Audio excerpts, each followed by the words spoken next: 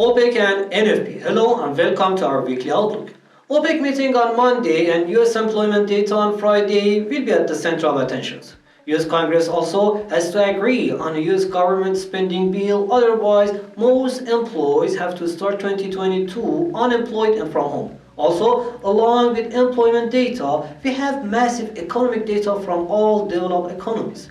While we have to keep in mind that the week ahead, China still will be closed on Monday and Tuesday, let's take a look at the week ahead and the most important data to watch. Number 1. OPEC meeting. 21st OPEC and non-OPEC minister meetings planned for Monday, October 4 to examine oil market developments. Last Wednesday, at 29 September, OPEC Joint Technical Committee at its 55th meeting via video conference examined already oil market developments.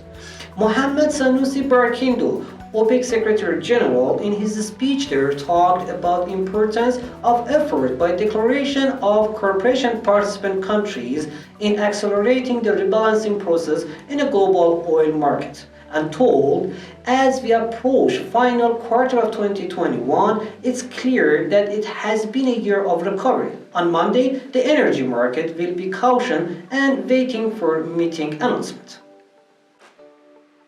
Number 2. Interest rate decision and statement. The last outbreak of coronavirus had some effect on economic recovery, not just in Australia, also in US, UK, EU, and especially in China, which directly affect the Australian economy. That's why we are not expecting to see any changes in the ongoing dovish policies of the Reserve Bank of Australia. RBA is expected to hold the rates and asset purchasing amount at its current levels. This policy is expected to hold the pressure on OPEC. Number 3. ISM Manufacturing PMI. The acceleration in the Delta cases, as I mentioned earlier, affected the global economic recovery, including the US economy. This negative effect caused weakness in the ISM Service Index to fall to 61.7 in August from 64.1 in July. This weakness, more than everything, telling us that the service providers are still under pressure by labor shortage and raising input costs due to the supply chain dislocations. However, as we see, this index is always above 50, which indicates a solid pace of the expansions in the service sectors. This expected data will support the hawkish policies fans and will put the US stock markets a bit under more pressure.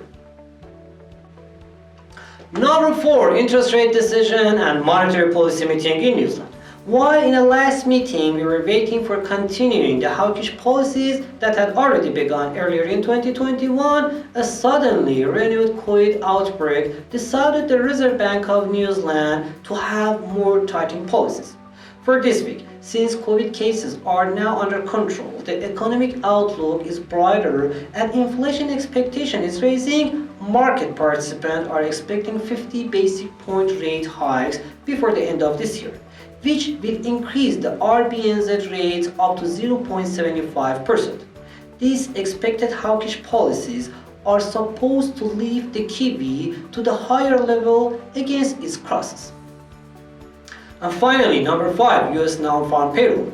In August, we had unemployment rates fall to 5.2%. However, the US created just 235,000 new jobs, which was well below market expectations. At the same time, in the past 3 weeks, we had improvement in the initial jobless claims numbers. These all together reduced the market expectations to 460,000 jobs for September. Also, unemployment benefits payments ended on September 6th, which should be another encouragement for employees to start looking after jobs. So, we expect to see the jobless rates drop to 5% and help the US dollar index increase above 94 marks. Thanks for being with us and hope you will have an amazing week ahead.